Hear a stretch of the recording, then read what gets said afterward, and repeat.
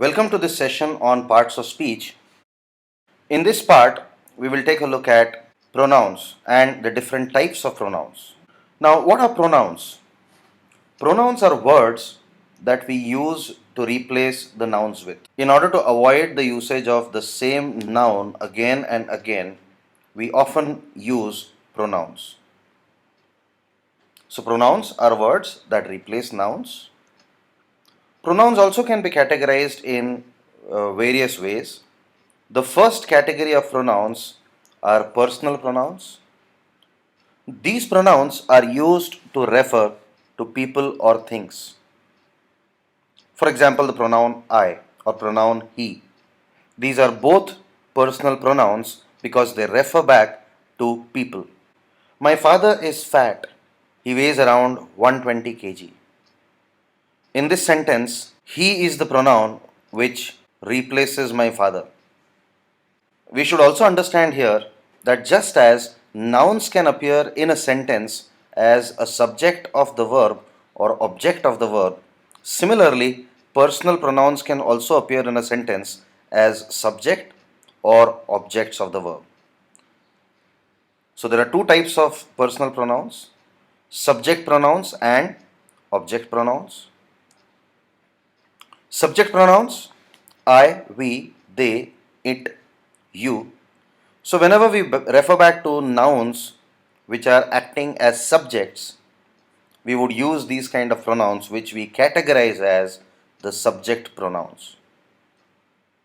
So these pronouns appear in sentences as subjects. For example, we are responsible for this. Obviously, what is the subject in this sentence? We, and therefore we have used a subject pronoun here. They have no proof of Srini's involvement. Again, who does not have the proof?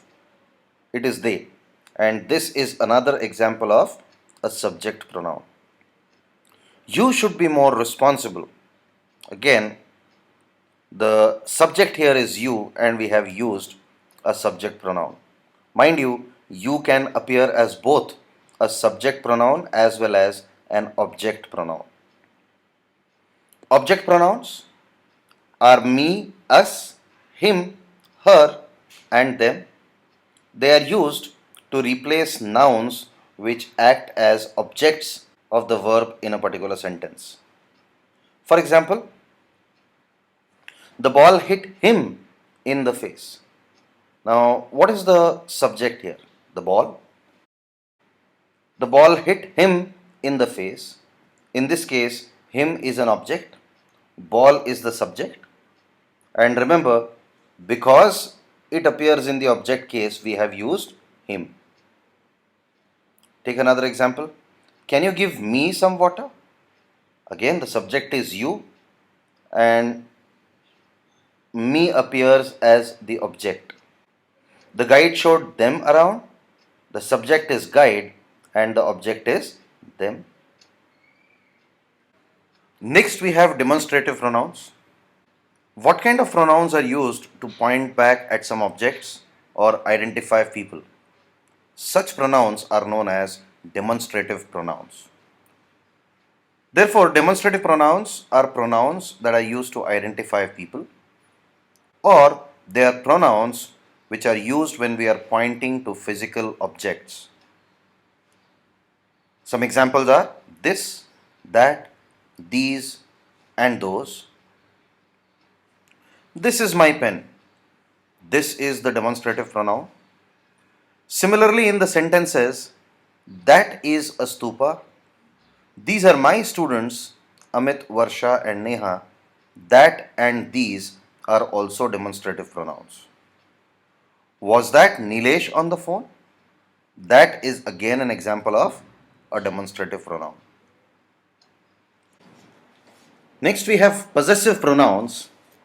These pronouns indicate possession or ownership or connection with some other thing. Some examples of possessive pronouns are my, mine, your, yours, etc. These pronouns are also referred to as possessive adjectives. I had been waiting for my turn for an hour. In this case, my is a possessive pronoun. Whose turn is it? It belongs to me, and therefore my turn. He got a smartphone on his 12th birthday. Whose 12th birthday? His 12th birthday. It denotes a connection with his birthday. So these are both examples of use of possessive pronouns. Then we have reflexive pronouns.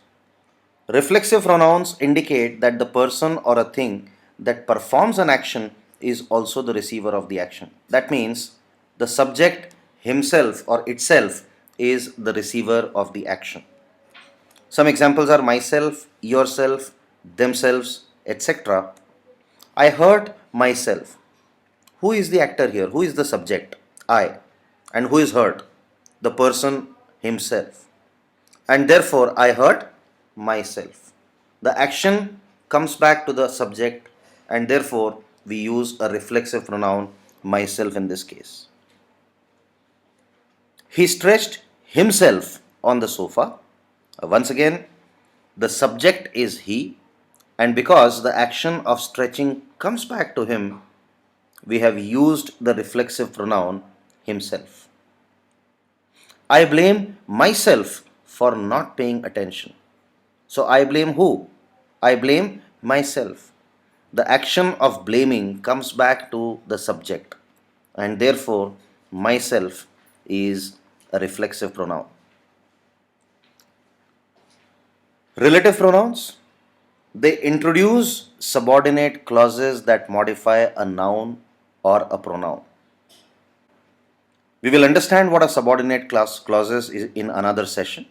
But for now, remember that who, which, whom, that, these are pronouns called relative pronouns which start a subordinate clause. For example, look at the sentence. He is the same bowler who was hit for 6 boundaries in an over. So, we are talking about the bowler, and the relative clause who was hit for 6 boundaries in an over speaks or gives you more information about the bowler. And that is why we say the relative clause starting with the word who or starting with the relative pronoun who modifies the noun bowler. Indefinite pronouns,